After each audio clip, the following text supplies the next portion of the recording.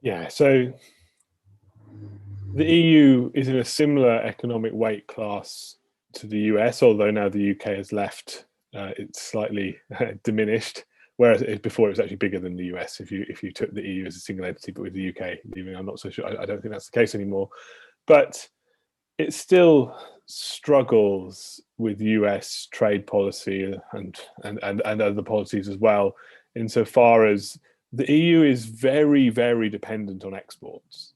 It's sort of weirdly dependent on exports, and you can get into lots of discussions as to why this might be, around the sort of decisions around fiscal policy and investment policy in some of the bigger member states, such as Germany and the like. But it means that actually the EU, despite being this large economic actor in its own right, is actually quite vulnerable to the whims of US policy, because the US is a demand hub. It does buy a lot from the European Union. So when the US, for example, decides to put lots of tariffs on imports or threaten to put tariffs on cars, the EU starts to get a bit twitchy, because it is reliant on external demand to deliver the growth and prosperity that its population are used to.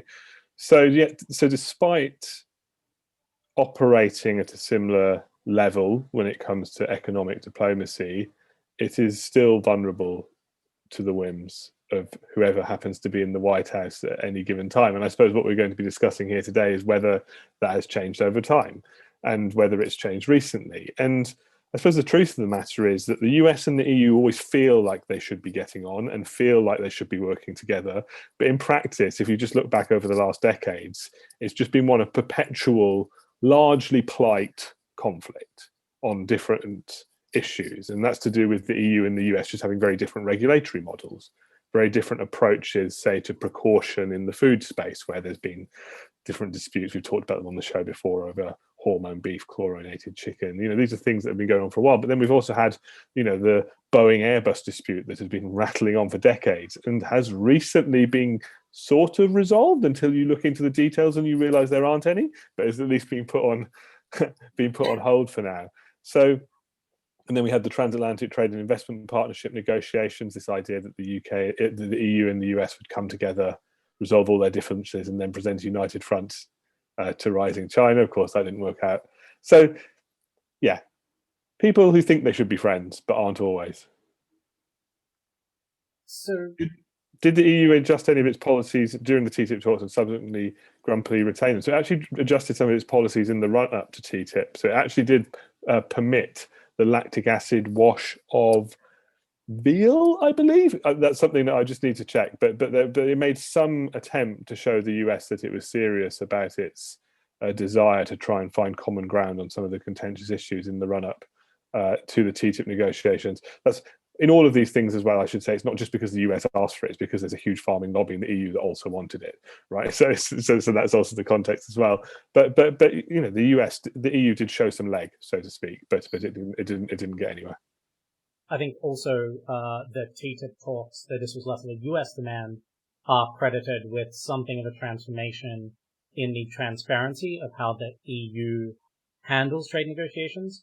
A lot of the things that it puts out now, it probably wouldn't have pre-TTIP, because there was this sense of, by keeping everything secret, it actually just provided, if anything, more fuel or more foundations for those in civil society and in national parliaments who had a concern about what TTIP might be doing. I and think people it's, don't and people don't remember this very well, because I think all of the focus on TTIP and why it fell apart, if they look at the sort of civil society backlash, tends to focus on hormone beef, chlorinated chicken, and then investor state dispute settlement.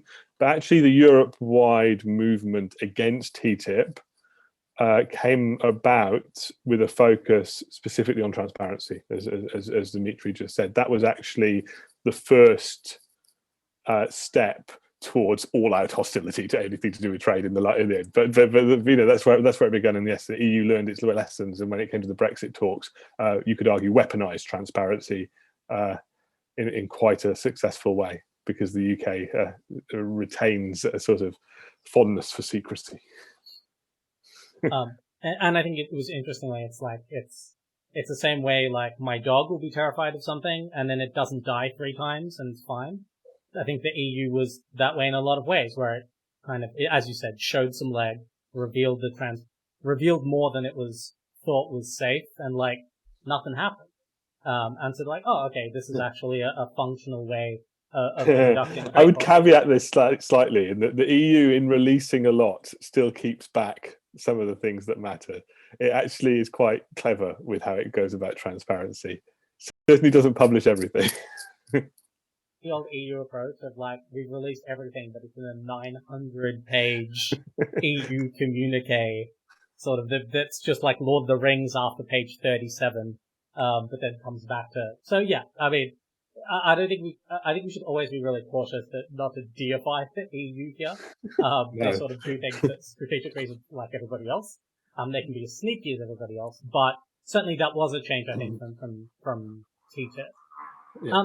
Just as kind of a follow-up to that, you mentioned that the EU is quite exposed to the US because of that. Does that work in reverse? How exposed is the US to EU purchasing in terms of the structure of its economy? Not so. I mean, I would like Anna to come in on this as well. But my feeling with the US is that, I mean, it's effectively the only country on earth that could successfully nearly go full autarky if it really, really had to.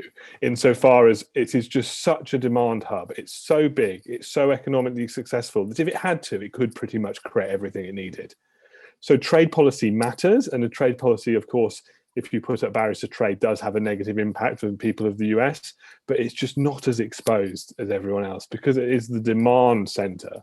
It's not so exposed to the whims of others. So in terms of, if you retaliate against the US by putting up some tariffs, it just doesn't hurt them as much. It hurts some people, but in the grand scheme of things, everyone else just gets on with their life. And I just don't think that's as necessarily true of the EU. What do you think, Anna? Am I completely no. off base?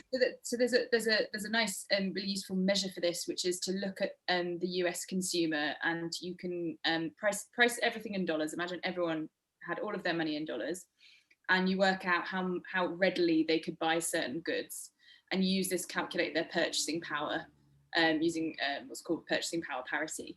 And almost every country is just dwarfed by the US. So the US consumer is just so powerful. US businesses' purchasing power is so great, partly because they do have this currency that other people want. People want US dollars. So if you've got most other kinds of currency, what holds its value if everything goes wrong is most likely to be the US dollar. And that's why it's this global dominant currency. Other central banks have reserves of dollars. They need dollar swap lines if things go wrong, so that they can bolster their value of their currency by buying in dollars en masse into their central banks. And you also, because of the power of the dollar, people want to buy US treasuries. So they want to buy up US government debt. So that's why you get expressions like, the US catches a cold, or the US sneezes and the rest of the world catches a cold, or other big economies catch a cold. And it's just quite simply because the US consumer is just so powerful in terms of their ability to spend money because they have more, but also they have it in the right currency too.